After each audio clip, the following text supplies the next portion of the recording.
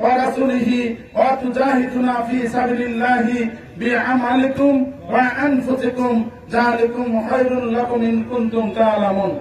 আলহামদুলিল্লাহ, আল্লাহ পাকের লাখো কোটি শুকর যে ইসলামী আন্দোলন বাংলাদেশ ৮ নং সুগার ইউনিয়ন শাখার দ্বিবার্ষিক সম্মেলনে আজকের সভাপতি মাওলানা আবুল বাশার, সাবেক ছাত্র নেতা, বিশিষ্ট ইসলামী চিন্তাবিদ মাওলানা আবুল বাশার ভাই, এবং আজকের প্রধান আলোচক হিসেবে উপস্থিত আছেন আমাদের মাতার মুকুট ওলামায়ে কেরাম মাওলানা মোকাল্লেম হোসেন ওসমানী, সভাপতি ইসলামী আন্দোলন বাংলাদেশ শেরপুর উপজেলা শাখা সহ আরো অন্যান্য ওলামায়ে কেরাম, ইসলামী আন্দোলনের সৈনিক এবং অত্র ইউনিয়নের সর্বস্তরের দায়িত্বশীল বৃন্দ, কর্মী এবং সমর্থক ভাইরা, সকলের প্রতি রইল আমার আন্তরিক শুভেচ্ছা এবং মোবারকবাদ।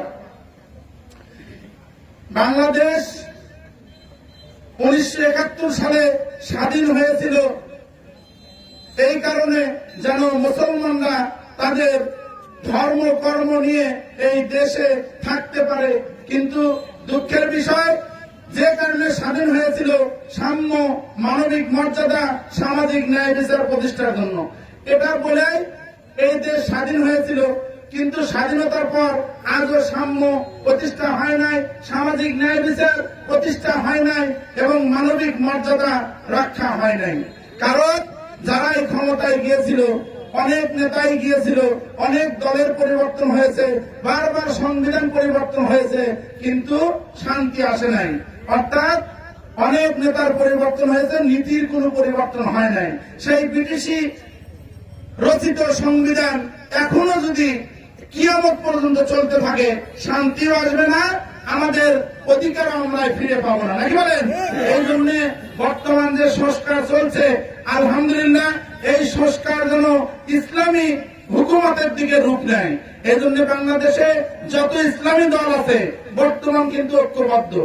আপনার গত পরশুদিন জাতীয় ওলামা মাশায়েখ আইম্মা পরিষদের উদ্যোগে বর্তমান যে নারী কমিশন হয়েছে, এই নারী কমিশন বিশেষ করে প্রায় 6টা বিষয় কোরআন সাংঘর্ষিক, এই কমিশন বাতিলের লক্ষ্যে তারা ওলামায়ে কেরামরা এই দেশে সেমিনার করেছে। আগামীকাল ঢাকার শরৎ উদ্যানে সমাবেশ হবে। এরপরে যদি এই সরকারের সুবুদ্ধি উদয় না হয়, সারা বাংলাদেশ থেকে ঢাকায় লং মার্চ হবে, ঢাকায় মার্চ হবে। সকল মুসলমানকে কোরআনের সংরক্ষণের জন্য, কোরআনের নিয়ম নীতি আদর্শ প্রতিষ্ঠার জন্য ঢাকায় মার্চ করতে হবে। রাজি আছেন কারা কারা? আলহামদুলিল্লাহ।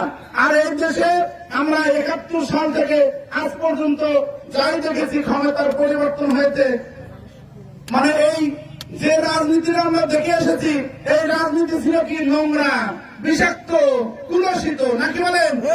এই নোংরা, বিষাক্ত, কুলসিত রাজনীতি আমরা দেখতে চাই না। যারা এই রাজনীতি করতে ইচ্ছুক, রাজনীতিতে গুণগত পরিবর্তন আনুন, নেতৃত্ব দেওয়া শিখুন ন্যায় নীতির সাথে, নইলে কিন্তু টিকতে পারবেন না। কারণ আওয়ামী লীগের পদাঙ্ক অনুসরণ করে এই দেশে থাকার আর ভাগ্য হবে না। এই জন্য পরিবর্তিত রাজনীতিতে আপনারা যেহেতু মুসলমান, আপনার কবরে যেতে হবে। এই জন্য দুনিয়ায় শান্তি, পরকালের মুক্তির জন্য আমাদেরকে প্রকৃত মুসলমান হওয়া, কবরে যেতে ইসলামী রাজনীতির বিকল্প নেই। শুধুমাত্র মুসলমান হয়ে লাভ নাই, মুসলমান ব্যক্তিগত পর্যায়ে, পারিবারিক, সামাজিক, রাজনৈতিক, অর্থনৈতিক সর্বত্র ইসলাম অনুযায়ী চলবে, নাকি বলেন?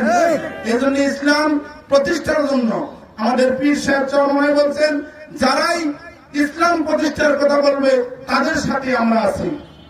এজন্য বর্তমানে আলহামদুলিল্লাহ ঐক্যের পথে ইসলামকে ক্ষমতায় বসানোর জন্য প্রত্যেকটা ওলামায়ে কেরাম, প্রত্যেক ঘরানার ওলামায়ে কেরাম, ইসলামী দলগুলা ঐক্যবদ্ধ হচ্ছে।